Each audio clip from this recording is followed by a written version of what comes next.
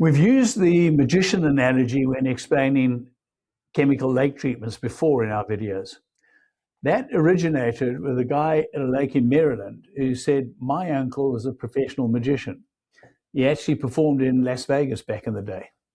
When I was a kid, he taught me some tricks, but one lesson stuck with me more than any of the tricks themselves. And he said that I'd kind of reminded him of that.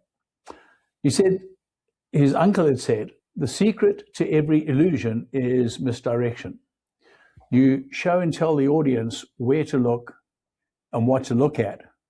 And while they're watching that hand, the trick happens with the other one. The change never happens where he's making you look.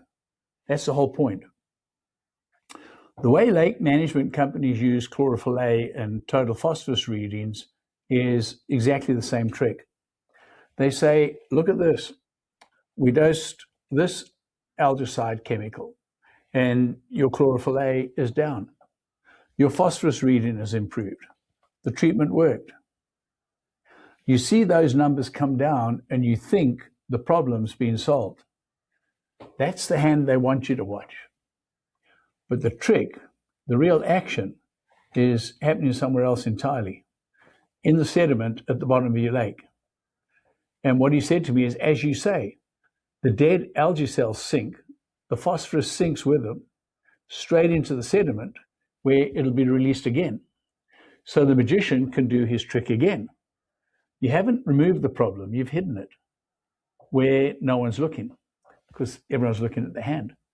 Chlorophyll A and total phosphorus readings will never show you that. They're measuring the decoy hand the magician wants you to watch. And he said, what I'm really learning is that the real question is, what's happening in the sediment? What's the other hand doing that I'm not seeing, that I'm not being shown? My uncle always said, the best magicians never get caught because the audience never thinks to look at the other hand. Subscribe to Lake Logic and start seeing lake management in a new light.